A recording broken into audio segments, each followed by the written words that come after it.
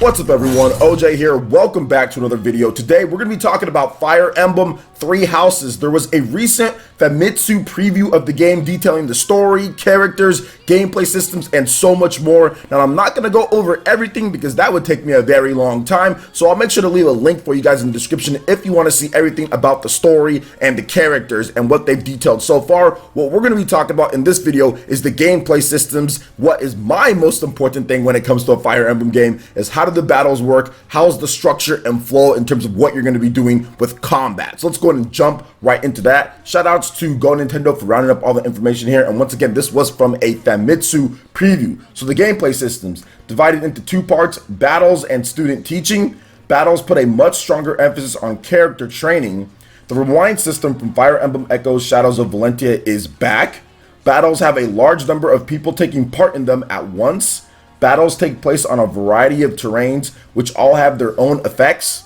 Terrain determines how units move around and can give evasion and defensive boosts. For example, terrain includes the following: forest increases evasion, makes it harder for enemy units to hit you, a great place to wait for an enemy to ambush them. Terrain that can heal your units, terrain that can warp characters around. And there is also a Beat of Heaven, which allows you to go back in time for a few turns, letting you fix any mistakes that you made. This can only be used a certain amount of times and likely has a cooldown period. Difficulty level influences how strong enemies are, and the modes allows/prevents allies from being revived after falling in battle. There are normal and hard difficulties. There are casual and classic modes. So once again, the whole thing to where if your units die, they're gone forever, that's back, or even if they do die, you get them back at the end, or if they fall in battle, you get them back at the end of the chapter. Pretty much like the other recent Fire Emblem games. When a character undergoes a class change, the level is not reset to 1 anymore, and they can keep using the same weapon. And this is one of the things that I actually dislike about Fire Emblem before in the past,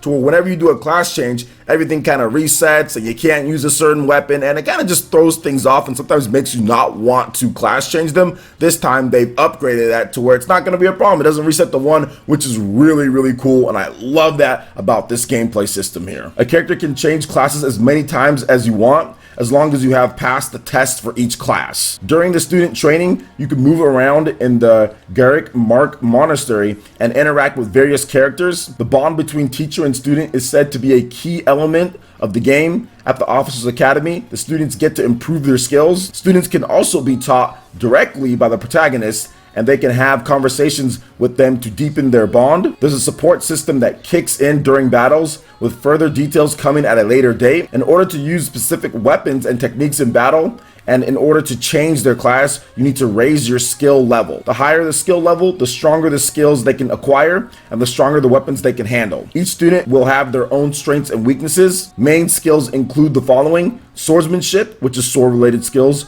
art of the spear, spear-related skills; art of the axe, axe-related skills; archery, bow-related skills; physics, dark and black magic-related skills; faith, white magic-related skills; flying, skills for flying units; heavy armor, skills for armored units; and horsemanship, skills for cavalry units. Skills you can learn include the following: swordsmanship, art of the spear, physics, and faith. As students progress, they eventually reach the point to where they can take on exams. Passing those allow you to change classes. In order to take an exam, you also need an exam pass of the corresponding level. The higher the skill level of a student for the skill corresponding to the exam, the more likely they are to pass it. Once a unit has passed an exam, they can change class at any time. Even the protagonist can pass those exams. Units have a base class, which changes depending on their origins. At the beginning, units have basic classes such as swordsman, knight, fighter, monk. These can move on to more advanced classes by using the level 5 or higher exam pass. Class examples are the following: you have commoners/nobles, no distinctive features, can use a little bit of magic. You have swordsmen, they favor the sword speedy units with high avoid rate.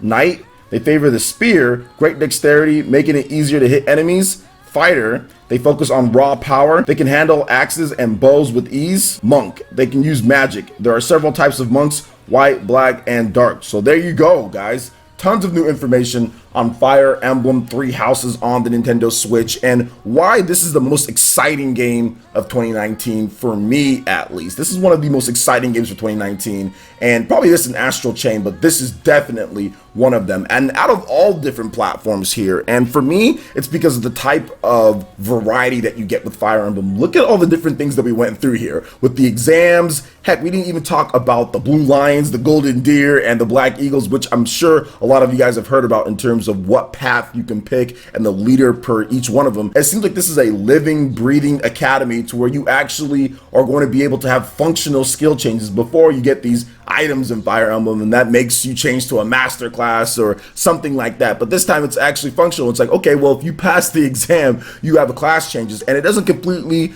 I want to say, wreck your character like it did before in the past, but it doesn't completely throw things off of a loop. You don't go all the way back down to 1. You can still keep the weapons. It's not like you forget everything else that you learned beforehand or what you did, but it just adds to your repertoire of moves and what you can do. That is probably one of the best, if not the best, gameplay changes, just because I've always had issues with that, to where like when you change your class, you completely forget things, and then you go down in some stats and all of that. And I'm pretty sure there might be some of that in this one. But the fact that you still keep your weapons and you don't go down to level 1, that is actually really cool and one of my favorite things about this. But 2019 is just looking absolutely amazing, and this one is just super exciting for me too because of the amount of content that they're offering up here. It seems like there's going to be so much different stuff that you can do in Fire Emblem Three Houses that you can be playing this game for so long. And I love the fact that they kept the whole hardcore and the classic, or in the modes like that, like casual and classic. I think that's really good. People always talk about like the difficulty in games and everything,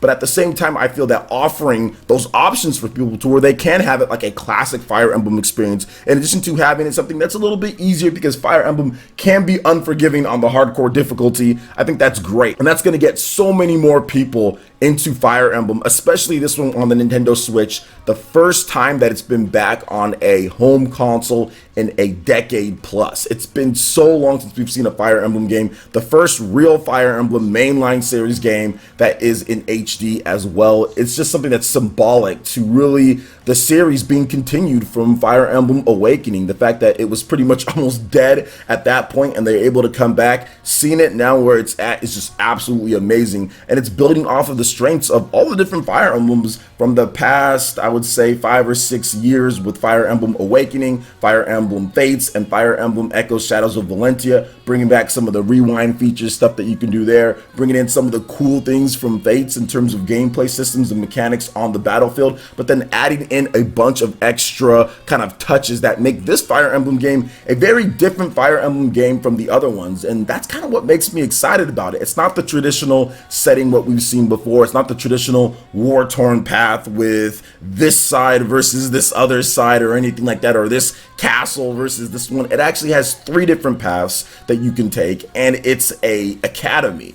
They're doing something different that they've never done before, but it's functional though, because that's how you level up your classes. I mean, that seems functional, right? That seems something to where if you want to learn like a different weapon in real life or whatever the case is, if you want to learn something different, you got to learn, you got to study it. It's not just, you know, you taking an item once you level up at a certain point, then all of a sudden you know how to use this weapon, and this weapon. So I do like the fact that they're doing that. Some people had a little bit of apprehension, I guess, about the academy setting and if it fits Fire Emblem, but I think after reading all the different stuff here and how it ties into the gameplay of Fire Emblem Three Houses, I think it makes complete sense. So that makes this game terribly exciting for me, at least when it comes down to it, and it looks like it's going to even add more. There's stuff that they haven't talked about. There's still the mysterious girl that they detailed a little bit more in here. I think it's Sothis. I mean, there's still stuff that we have to learn in terms of the 3 different paths between the Black Eagles and the Blue Lions and Golden Deer, and how that affects things going forward. I know with each of the different leaders,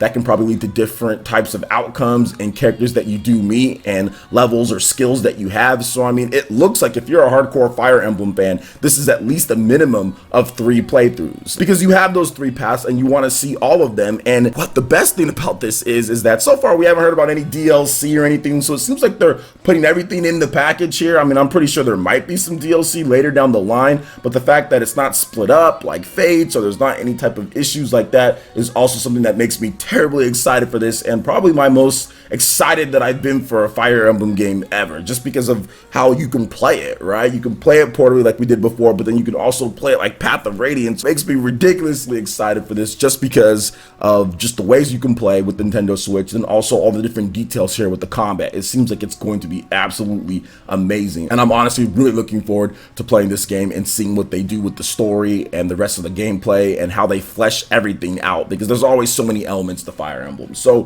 what do you guys think about all the different details here when it comes to Fire Emblem Three Houses? Has this piqued your interest more? Are you planning on checking out this game when it does come out? Let me know your thoughts about everything in the comment section below. All right, guys, that wraps it up for this video here. Go ahead and check out the links in the description below. We got Facebook and Twitter. Go ahead and give us a like and a follow on our social media. Hit that like button if you did like this video. Let me know you guys want more content like this going forward in the future. And subscribe to PlayerEssence for latest RPG, Japanese, and Nintendo gaming news. Thank you so much for watching, and we'll catch you guys for the next one. Peace.